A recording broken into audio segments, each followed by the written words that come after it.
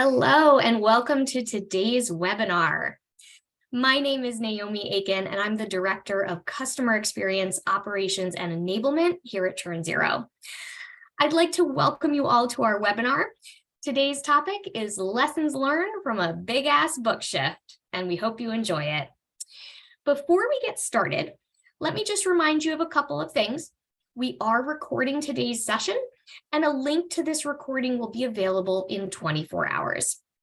Throughout the presentation, you are absolutely more than welcome to enter any questions into the Q&A option within the webinar, and we'll take as many questions as we are able to at the end.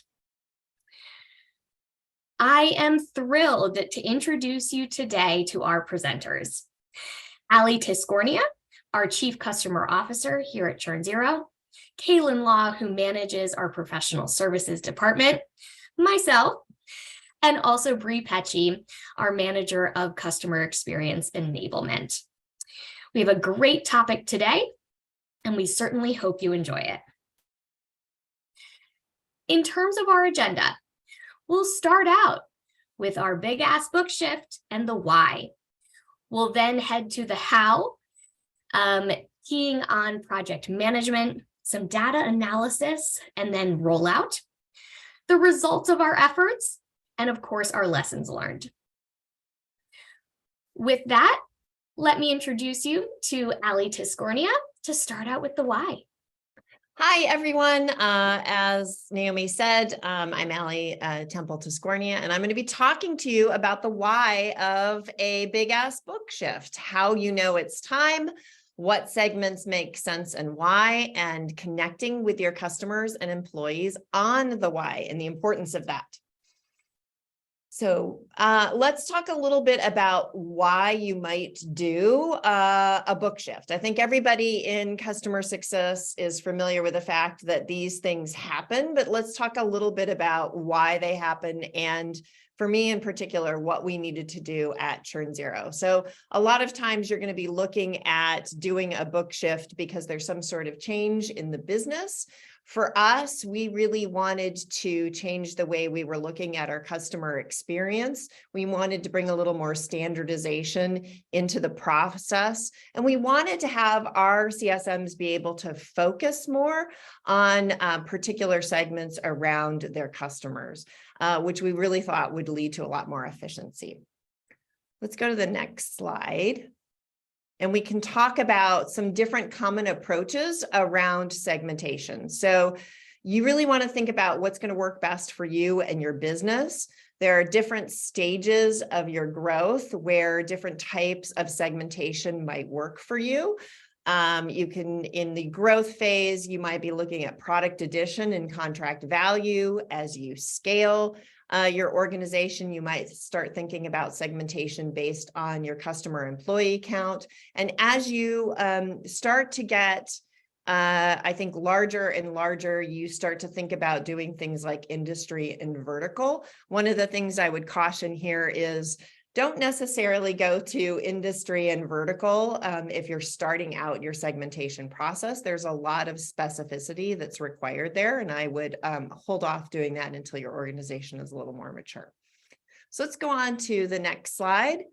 And again, we picked for us at ChurnZero, we thought the most effective strategy for us was to align our segmentation as closely as possible to sales. So sales was already thinking about their segmentation based on employee count of the customer base. And so that's what we did as well. You'll see that our segments aligned pretty nicely in terms of SMB, mid-market, and enterprise for employee count. Let's go to the next slide. So the next thing that I think is really important around the why is making sure that you talk to your customer base about what's happening.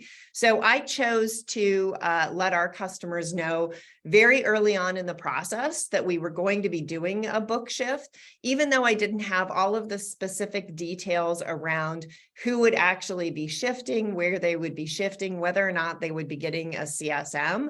I wanted to make sure that our customer base marketplace knew that some big changes were happening. So I opted to make sure that we went for transparency. And also for me, it was a really great way to meet our customer base as a new leader. Next slide. One of the most important things when you're doing a really big book shift is that you don't forget things related to HR. So a lot of conversation and questions went into if I'm moving into a different segment, if I'm moving into the enterprise segment, am I going to get a new title? Do I get a raise because I've moved into this different segmentation? And the other thing was that we needed to focus on was comp changes. So we went from having everybody have individual goals for NRR. We actually moved it more to a team goal while we were going through the shift, because we really didn't want anybody to feel like there was a sense of unfairness in terms of who was getting what book. We wanted to encourage CSMs to work together, especially as renewals were coming up. And then you want to think about who manages the individual segments. Next slide. All right, so I think here we want to know if any of you have done a book shift before and how many accounts you've done in that shift. So if you could go ahead and in the chat or the Q&A, let us know if you've done less than 100. If you've done 101 to 250 in terms of your book. Ooh, somebody had 500 plus. I love that already. Look at that. Wow. A couple of you have already done 500 plus. That's fantastic. Okay, that's impressive. All right, so are people ready to see how many we did? So our book was about 750 customers that we had to shift. So pretty decent size, All right. All right. Thank you, Alli, for some information and background on why we knew it was time to do this book shift, and some very, very important considerations. And congrats to everyone who posted in the chat about their book shifts. I saw a lot of 500 plus, so we're with you there. It's quite a lot to take on, so congrats on that. We're going to move on now to the how. How do you operationalize a book shift? And we're going to start out with our colleague here, Kaylin Law, talking about some project management surrounding this particular effort. Hey, folks. The main questions that I'm going to be going over are who belongs on the project team, what are the relevant milestones, and how do you determine a timeline and how to organize the project. So first, going to who belongs on the project team. You can go next slide. So the project team loosely should have these roles: exec sponsor, a project manager, ops, enablement, and a stakeholder that belongs on the team. The most important thing here is that you have this executive sponsor. This has to come from the top down. Without Alli being able to say why we were doing this and get the entire organization's buy-in, it would be really hard to gain momentum on how much work was to be done. The project manager, that was myself for this project. I had to both design and oversee the project, but the project manager should have fewer deliverables. They're going to be your swing player and be able to pick up some miscellaneous tasks. As far as your ops person goes, I know that a lot of organizations don't have operations out of the gate. And so kind of what you're looking for in an operations person is a data skill set with team insight. They need to know like how things function today, have a little bit of historical context, and know where to access the information that needs to get analyzed. And Naomi will go into that a little bit deeper. Is for your enabler. Same thing kind of goes, like it's more of a skill set if you don't have a dedicated enablement person. So you want to identify someone that the team already knows, they trust them, they're going to be scheduling, building out assets, and doing a lot of change management. So they should have a little bit of an eye for design and a flair for presentation, because they're going to own all of that training and communication internally. And then for your team stakeholder, this is really somebody that is going to be advocating on behalf of the folks that this impacts the most. And if you do have a CSM manager or team of CSM managers, you want that stakeholder to help keep everybody accountable for getting what they need to do done on time and accurately. Next slide. So defining the relevant milestones. For us, communications, call to actions, and decision deadlines were what we set anchors on. Every time that we were communicating something to the team, we wanted to be very, very intentional about how we were sharing it, when we were sharing it.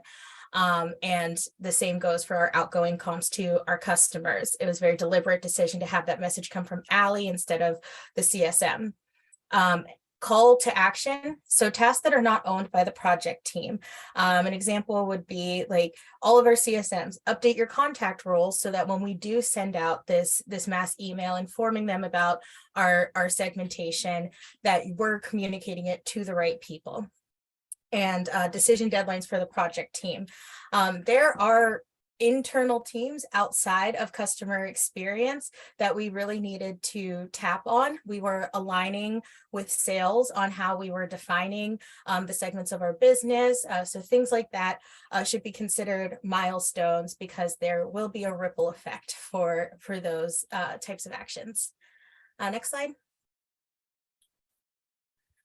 So determining a timeline. The first thing that we considered was employee promotion and departure.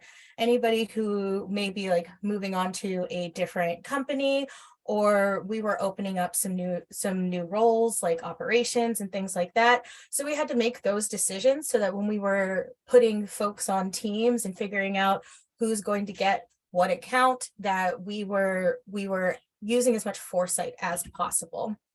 The other thing is we had to assess the priorities. Other projects got put on hold, and we knew that this was going to be a huge amount of time investment from our CSM. So some things that we like to do, like lunch and learns and things like that, we had to put on pause.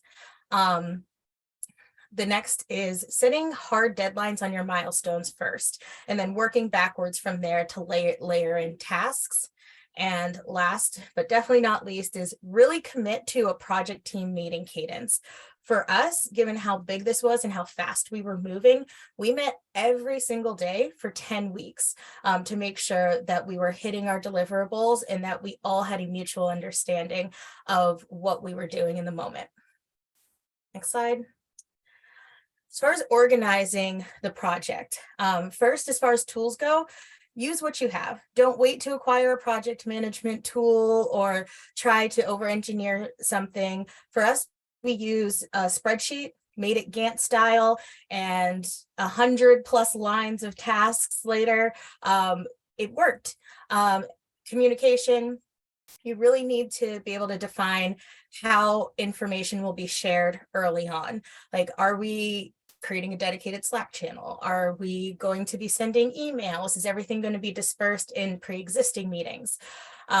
Accountability, Bree will get into this a little bit later, but like checklists and discuss tasks due at every project stand.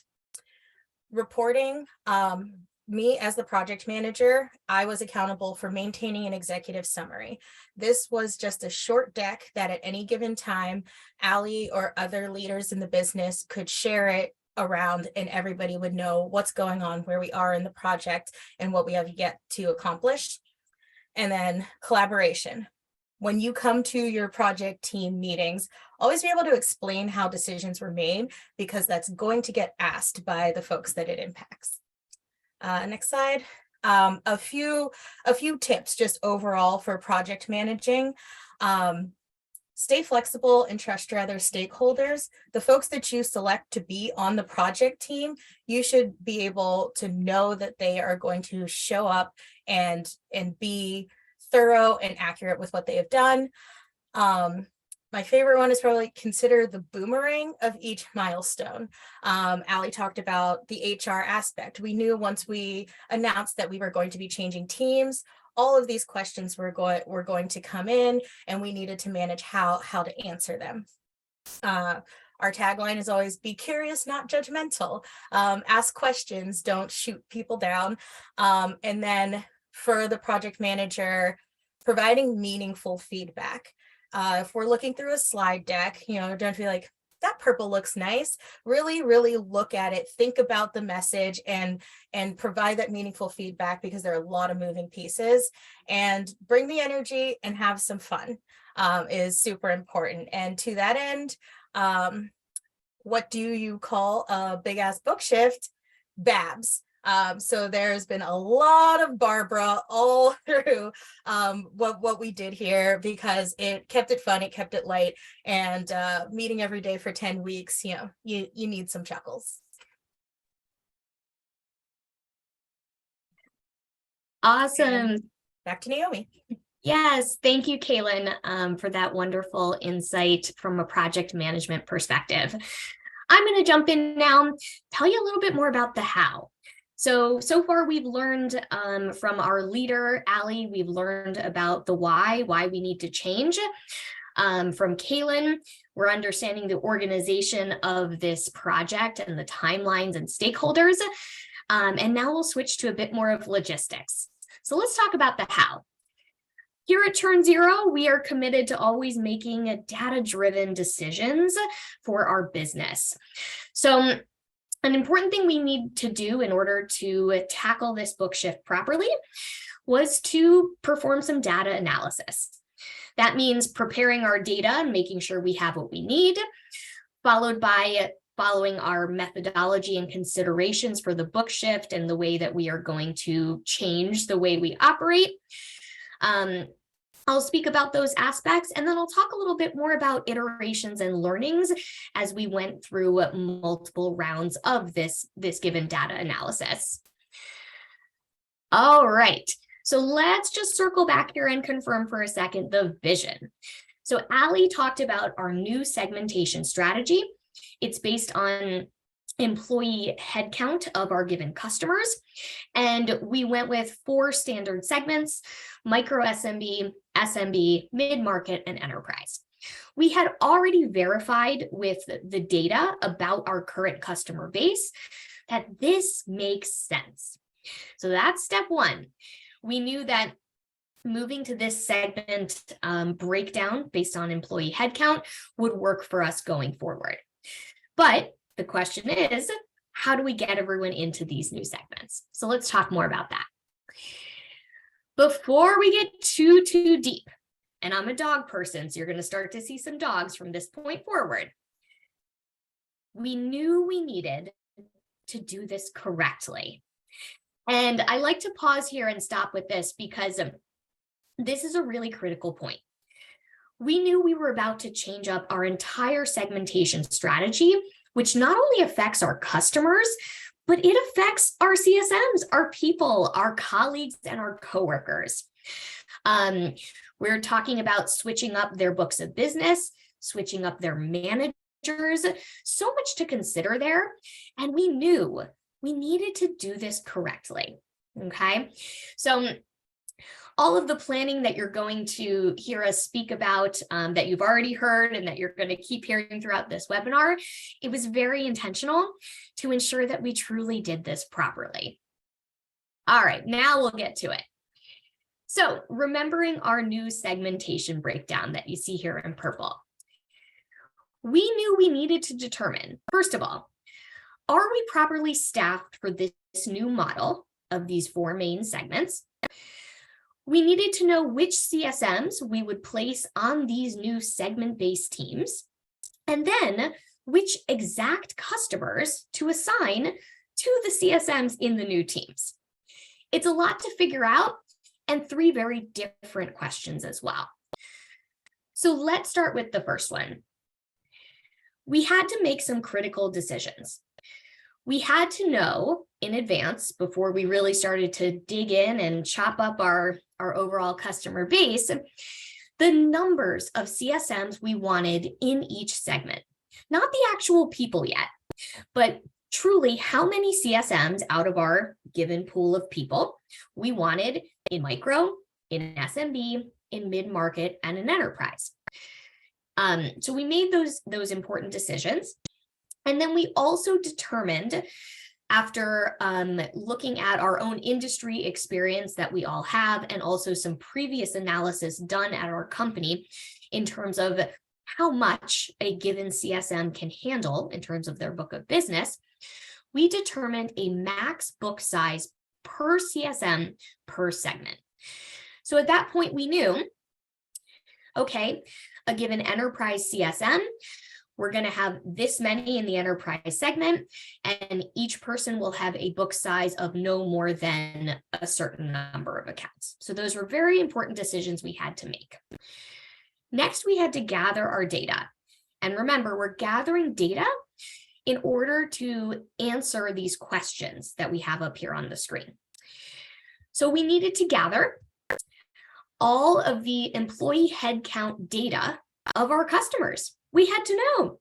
We had to know their their employee headcounts in order to put them into their new segments.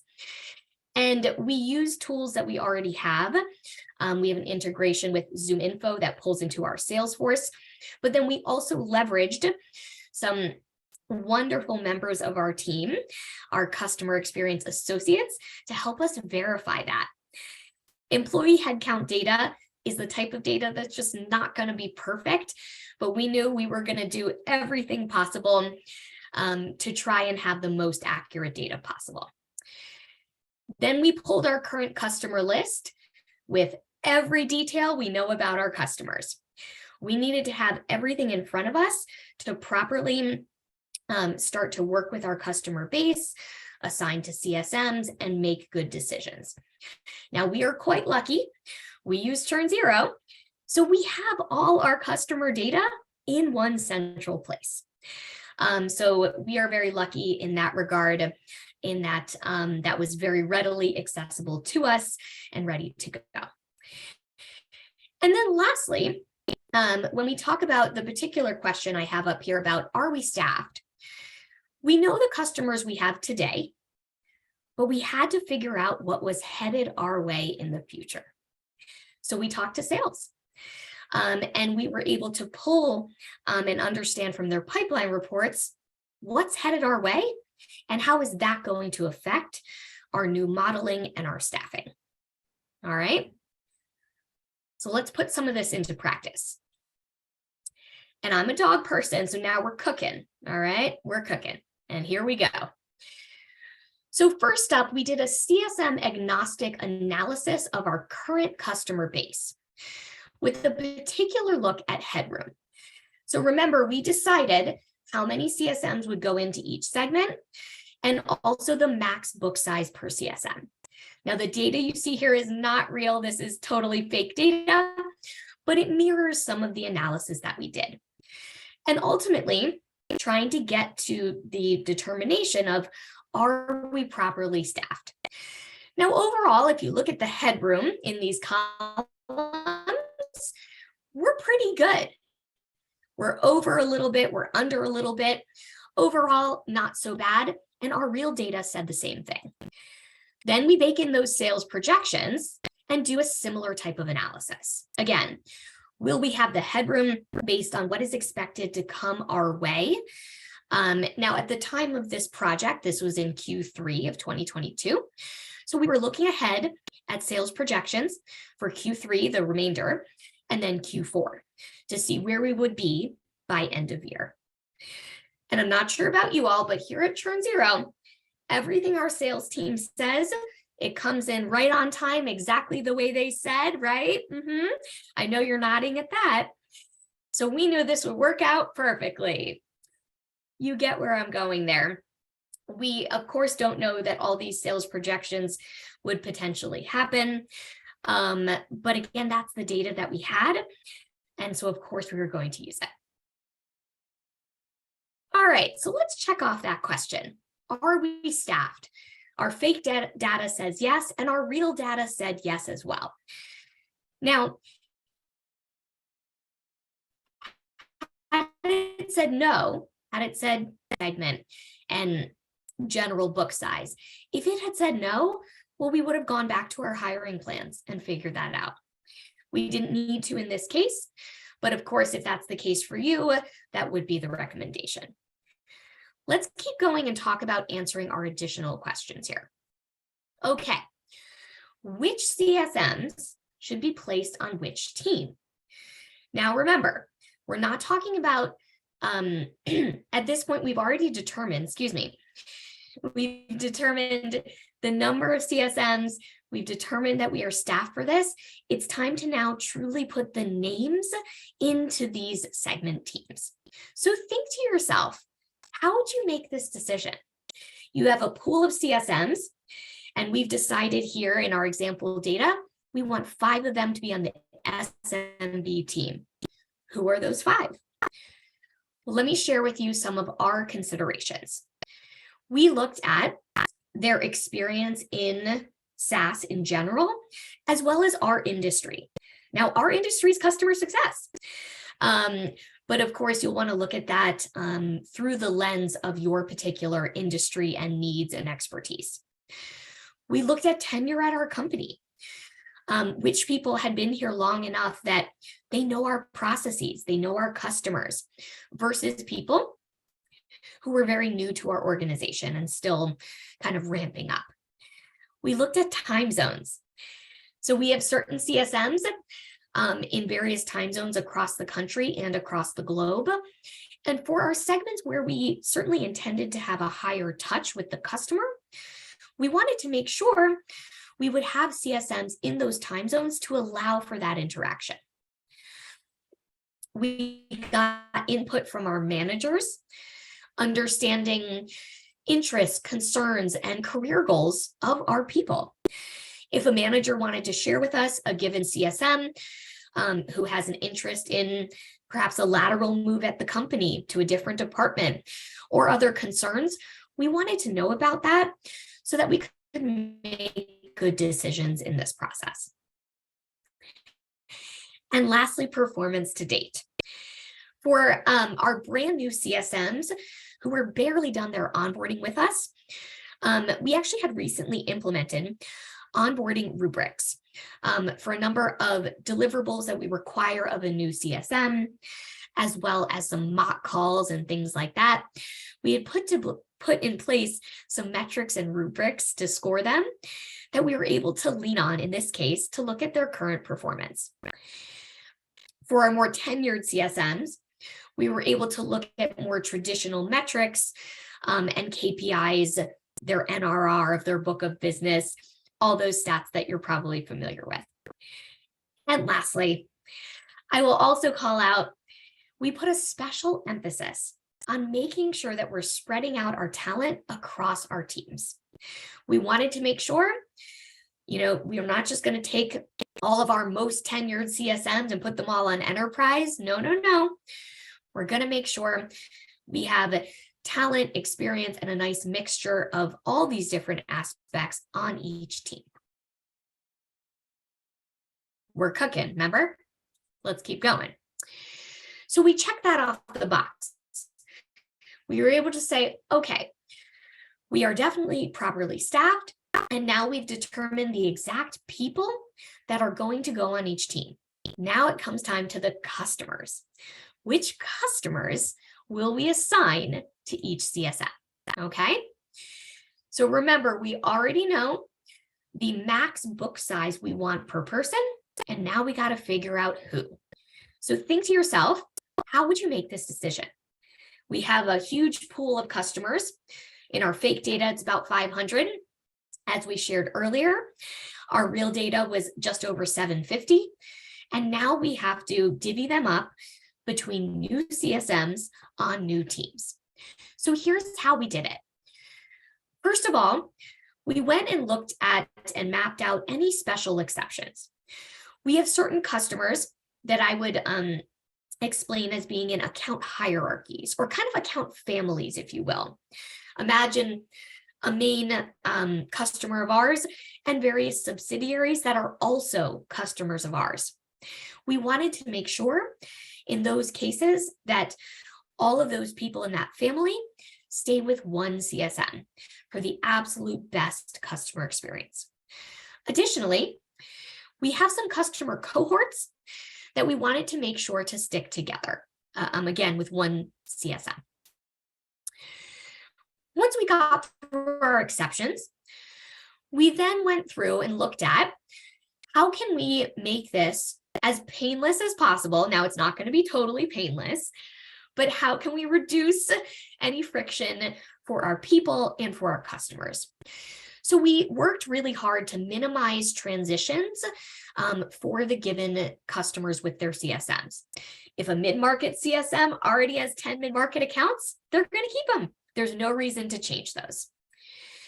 Additionally, when we looked internally at our people, we wanted to make sure that we could reduce as best as we could the number of internal transitions that would need to happen.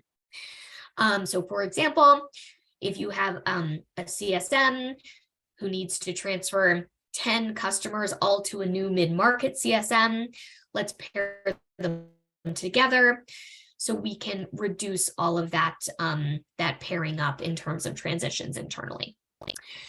Again, time zones come into play. We had to make sure, and I mentioned this earlier as well, that we have time zone coverage and matchups as best as we can between CSMs and our customers, particularly in enterprise and mid-market segments. This will never be perfect, as you all know, but we tried. And lastly, we also had to determine, what do we do with a known churn? Now, let me clarify here. We're ChurnZero, so we don't have any churn. But if you have churn, you got to figure this out. Now, remember, the end date for our project, because we did this within 10 weeks, was the end of Q3 of 2022. That's, the end of September. What if we have someone churning the first week of October?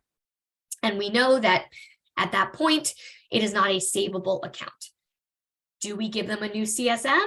Do we rock that boat? We made some decisions there and ultimately had our managers step in to help shepherd some of those customers through so that we didn't have to take up time from our CSMs. We're cooking. Okay, so now we've answered our core questions so that we can proceed. And we're done, right? Easy peasy. It's just like that. You know, of course, that I'm kidding. And unfortunately, or not unfortunately, but the realistic aspect is that it's not that simple. We still have to roll this out. Additionally, as we go through those iterations and those methodologies I just described, the first time we went through it, it wasn't perfect, right? We did a first attempt, putting out all those CSMs in the different segment teams, slicing out the customers that would go to each CSM, and then cross-checking to make sure that we are truly following the methodologies that we put forth. Then we looked at it, we said, let's adjust this, let's change that. We get to another iteration. We got to a stable point, let's call this the second iteration, where we then felt comfortable bringing in our managers over the CSMs for additional input. We weren't ready at that point to show the new big list of our new world to all CSMs. That's too much, we weren't there, but we did want to gather that manager input. So we brought them into our conversations, to our methodologies, made adjustments. We went down the line with additional iterations. This is where our leader, Alli, started throwing in, well, here's a new curve. What if we did a little bit of this? What if we did a little bit of that? So lots of iterations that had to happen to ultimately get us to what I'll put in quotes, a final version of what we're going to roll out to the team. Now, the reality is, and this is hard for someone like me who's a perfectionist, is that this can't be perfect. We will be surprised by some of our people, by some of our customers. We won't get this totally perfect, and that's okay. We accepted the imperfect nature of the exercise. we got to a final enough point to roll this out to our team. And we put in place plans for after the fact changes, right? If we learn about a customer that actually needs to stay with a given CSM or can't go to that one person, what are we going to do? How are we going to document? We made sure we were ready to do so. All right, I have some final deep thoughts, and then we're going to get to rollout. So, as you can see here, we went through a lot of analysis. And for anyone doing some analysis like this, looking at data, putting together iterations, creating multiple models, getting feedback, and then iterating again, it is so critical to make sure that throughout your process, you're thinking to yourself, how do I explain this to others, right? As someone with very fresh eyes, right? Someone receiving analysis that has been iterated on, it's been looked at, it's gone through rounds, they're going to say, well, why'd you make that decision? So one of my biggest tips is to make sure that you have that in your mind the whole time. So when those questions come up, when they look at that output, when we put this in front of our CSMs to say, hey, here's your new team, here's your new book of business, we can also very easily say, and here's how we got here. And that's such a critical part to the buy-in and the rollout. I will also mention here that if you ever find yourself as a recipient of a data analysis that leaves you with questions, ask them. That's so important. It's so important.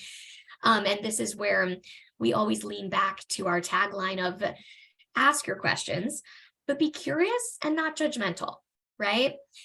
And we certainly worked really hard to make sure that our various stakeholders, that our colleagues and our coworkers and everyone on our team had these opportunities. Okay, I went through a whole lot of things there, didn't I? And by the way, thank you all for your questions. I see those coming in the Q&A. Keep them coming. Love to see those. If you're about to embark on a book shift, it is end of year.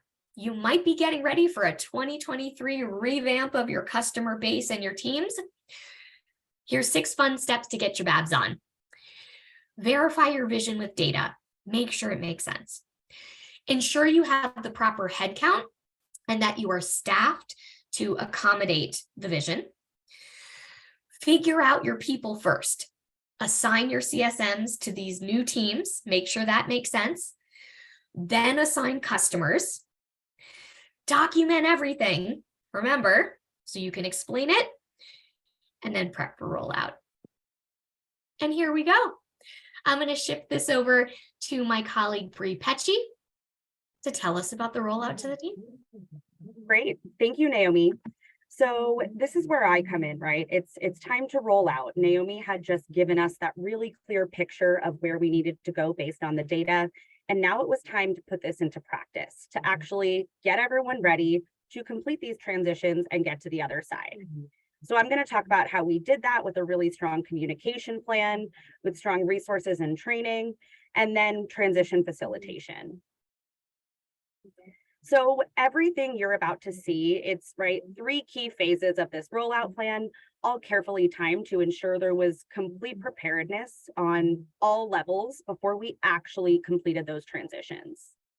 So at a high level, this is how we put everything into action, starting with the communication piece. The first thing we had to do was set the expectations and secure buy-in. We carefully curated communication plans for all of our internal stakeholders and then external stakeholders. Really needed to make sure everyone was on the same page before we even put things into action. After that, it was our preparation and training phase. So this is where we built the tools our team needed to complete the transition with minimal disruption to customers. Admittedly, a lot of the behind the scenes prep and all of the build was going on while we were doing the communication. But in terms of when it actually got rolled out to the CSMs and our team, that came after. And then only after we were confident our team had the knowledge and the resources to effectively facilitate these transitions, we were able to kick them off. And probably the most important part here is that transition kickoff day. I'm going to talk a little bit about that in a moment. I think we can attribute a lot of our success in this project and in these transitions to a very organized, intentional kickoff day. So I'm definitely excited to share the details of that with you. And I'm going to take you now through each of these phases. I will say that overall, fairly standard rollout, right? Communication, build and training, and then facilitation. So what I'm going to do in each of these phases is take you into the really successful elements of each phase, so you've got the concrete tips to take away and incorporate into your process if you do it in the future. In these communications, obviously rolling out a project of this scale requires a lot of transparency. There were hundreds of people impacted, and we really needed strong communication skills to make sure that everyone understood the value behind our actions and what's in it for them. And so when we were building our comms, we had to ask ourselves these 4 questions. Who were those internal stakeholders that we needed to notify? When we actually thought about that, we thought about it from when do they need to be notified? And the way we figured out when was based on the stakeholder role. Were they responsible individuals, affected individuals, or informed individuals? We want to make sure those who are responsible for driving this get notified first, then those directly affected, and then those informed. After that, we definitely wanted to make sure that we figured out what the message needed to include. The key here is to be very clear on what is changing and why. You need to share the value of for that specific stakeholder. So it was really important for us to do the what's in it for them. At the end of the day, that's what people really care about when they're skimming a specific communication initially. That's what's going to jump out to them. So that was important. And the other big key, especially if you're doing something like this on the accelerated timeline we did, you need to acknowledge that you don't have all the info yet, right? We knew that we were sort of building the plane while flying here, and we wanted to be as transparent as possible, which is why we sent communications early on before we had every specific of who that customer's CSM was going to be. And so we had to acknowledge that I know you're probably wondering a few more things here. We know that, that's coming soon. Here is, the deadline or that you will know all of this information by. And here is an outlet for your questions and escalations. That was one of the most important pieces there, because of the fact that we needed to make sure that people felt comfortable in this time of change. And how to deliver the message, right? That was, we decided to go in person for all internal. And then just by the sheer number of customers we had to communicate to, we did go email communication that route. But I will point out that in that email communication, it came directly from Alli, the CCO, and she included a meeting link in there to schedule a meeting with her if you had questions. So we still did open up that in-person channel, or at very least virtual face-to-face meeting if needed for our customers. So this is where we landed. And it was time to, right, this is how we answered those questions. We identified our stakeholders. This is how they needed to be notified. And it was pretty successful. So now it was time to build. And the way we did this was we had to first build that clear linear workflow. So we had 3 milestones here. We built a workflow and a journey for our team. We did that internal transition where we did all the CSM to CSM knowledge sharing. We did the formal customer introduction and then did the actual reassignment, facilitated those introductions via email.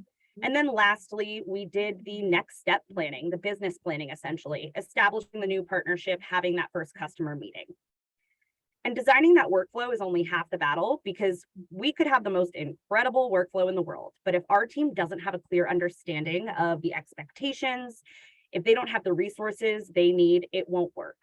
So we had to create a number of assets that were clear and consistent and efficient, and also automated for our CSMs. We needed checklists so that our CSMs knew exactly what to do for each customer they were transitioning on both sides of the coin, either giving away or receiving. We needed to make sure that we had additional documentation, a source of truth for everything around this process, expectations, timelines, even things like link libraries where they could have a one-stop shop of everything they might need if they had a question about what their next steps were. And we also really wanted to do automation there. We needed to make sure that the right customers were getting the right email at the right time, remove the possibility for human error there. And also, just saving time for our CSMs. We wanted to make everything as easy as possible. And so, the various assets here, giving them that checklist, the clear documentation and automation, a quick way to follow along everything and eliminate a lot of that manual responsibility. That's the key here, because it won't work at this scale otherwise. So the last thing I just want to talk about is the transition facilitation here. I mentioned, right, when we kicked off, everyone was trained, we were feeling good, we said, start these transitions.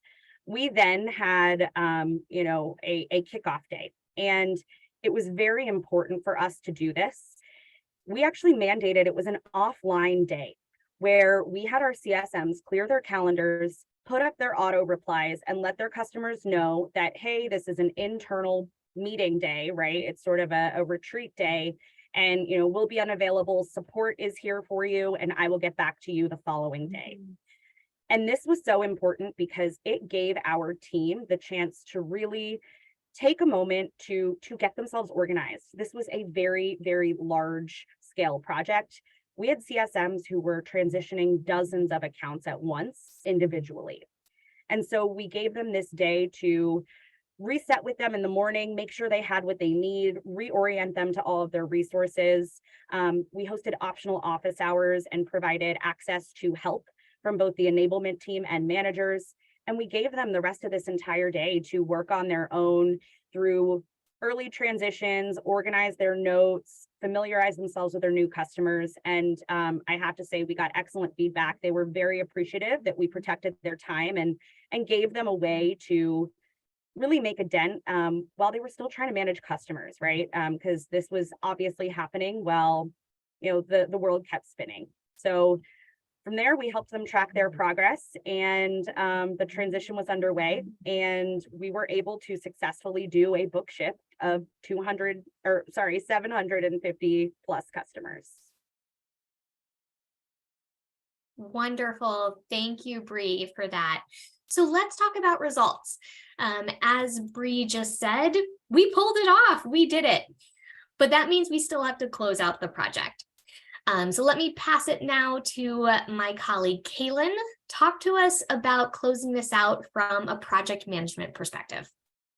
For sure. So as a project manager, what I really care about is, was this project on time and in full? And what was the sentiment of the team we delivered it to?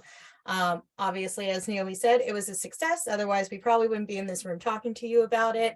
And we got sentiment back from the team, which we'll talk about a little bit more in a while. The other thing is, like, see every task through to completion, even if you overshot it, like it was due a week ago and it's not done. Make sure that that's not a loose end. Go back through those 100 lines of tasks and really, really make sure that everything got tied up. We opened a temporary Slack channel. So like, if you do have anything that was purpose built for this project, make sure that it gets sunset so that you're not keeping too much like junk or clutter around, technically speaking. Capture your project metrics. Like I said, like, I know how many times we met, how long the project took, all of our dates and milestones and how we hit them or how we or passed them, and bridge between departments on the next phase of BABS. So this was BABS for our customer experience team. And right now we're working on BABS for our implementation team. So stay tuned for more BABS content coming your way in the quarters to come. Indeed, indeed. Wonderful. So are we done? Are we done yet? We were certainly at the point where we were asking ourselves this. Well, a really important part about ending the project with our teams, again, because this affected our people, our colleagues, our coworkers, we wanted to provide closure. So we did have an end of project meeting with all our stakeholders where we were able to share results on how many customers were transitioned from this person to that team and this new segment and that new manager. We gave accolades and were able to highlight CSMs who worked together to transfer a customer from one CSM to the other and make it seamless and healthy and really smooth for customers. And then lastly, it was very important to us that we understood feedback from our team. So we did an internal CSAT survey and we asked them 3 core questions. We asked them, how well do you understand the reasoning behind these changes? Now, we know that we told them, we explained it, but we wanted to make sure that they understood. We asked them how satisfied they were with the resources that they received from Enablement. Bree spoke about this, the way that we created checklists, we provided training. How did they feel about that? And then lastly, we also asked them, how satisfied are you with the support from your manager? As many of our people were changing managers, changing teams, we wanted to make sure they were supported.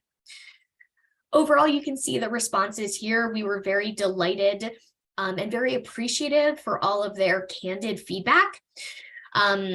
As you can see from some of these comments, they understood what we were doing. They also understood that it wasn't easy. There were bumps in this road.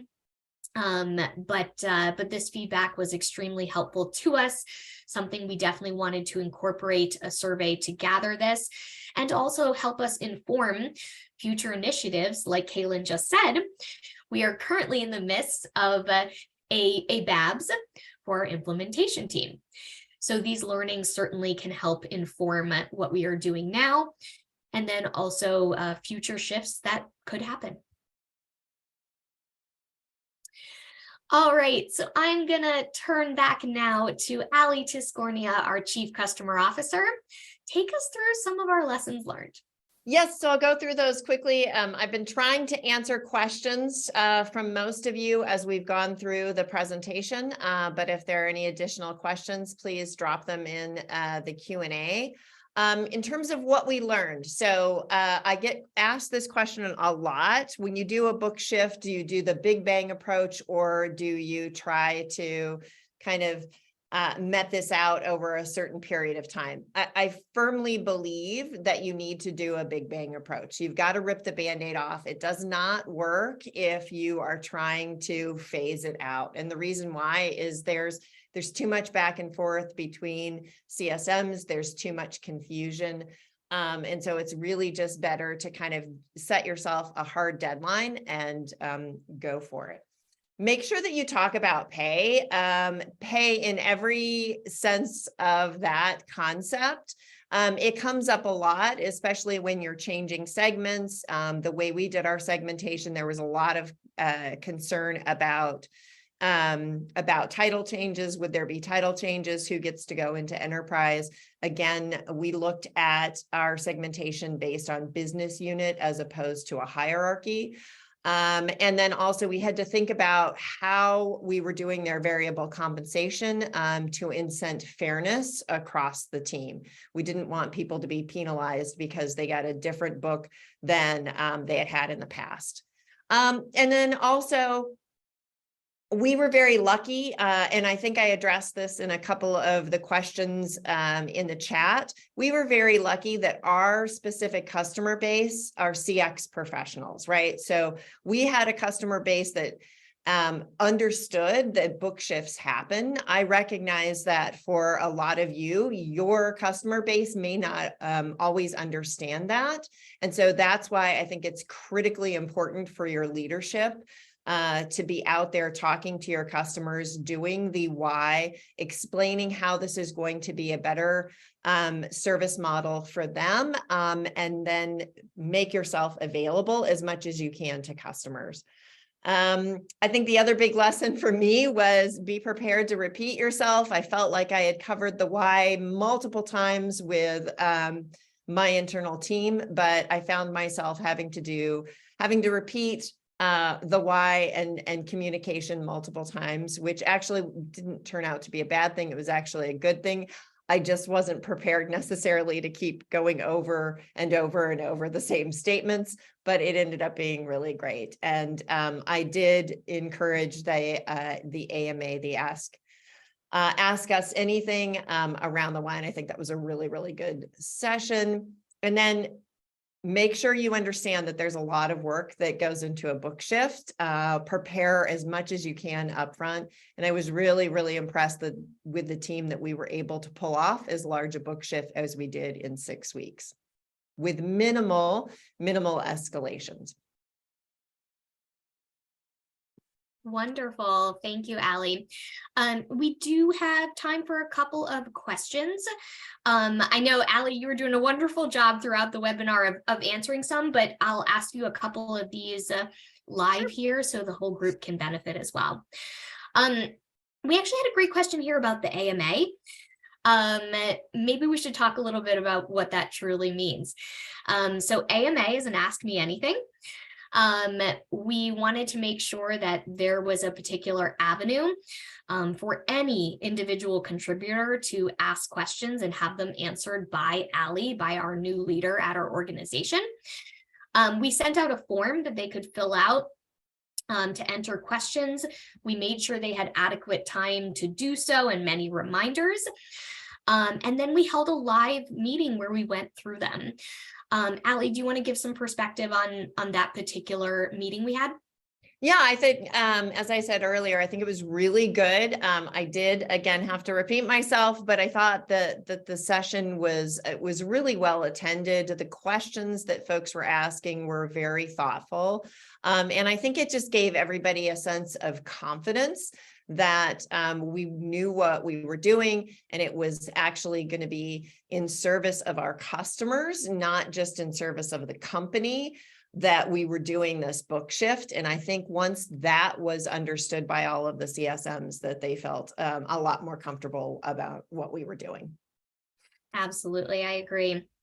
Alli, tell us, did you have any unhappy customers that really just didn't like what was happening there? Yes. How did you mitigate that? So again, we have the benefit of the fact that our customer base are CX professionals, right? So they understand that book shifts will happen.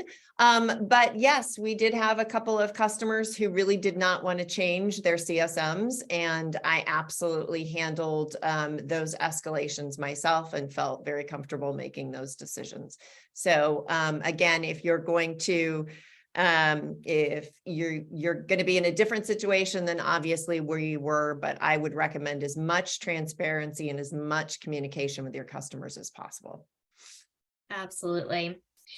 Alli, talk to us a little bit about how we determined which segments would be higher touch versus lower touch. Yes, again, this is going to be based on your business. For us in particular, we are a CSP, so it's very important for us that we still have a one-to-one model. And the way we defined our engagement model was really around how often we were talking to our customers, as opposed to who was going to get a CSM versus who wasn't going to get a CSM. We don't have a one-to-many model, again, because we are a customer success platform. So that's basically for us specifically how we did that. In other companies that I've been in, you really have to go through and define as a business what you want that engagement model to look like. And it really tends to be based on the value of the customer. Every single customer is valuable, but that doesn't necessarily mean that the value of each customer is the same. Hope that helps, Josh. Wonderful. Thank you, Alli. Well, we are just about out of time. Thank you to everyone on the line today. A quick reminder, a recording of this webinar will be sent out within the next 24 hours. And also at the end of this webcast, you'll get a survey pop-up. We'd love it if you could take a minute before logging off to just fill out that survey, give us some feedback. Thank you again, everybody, and hope you have a great rest of the day. Thanks, everyone.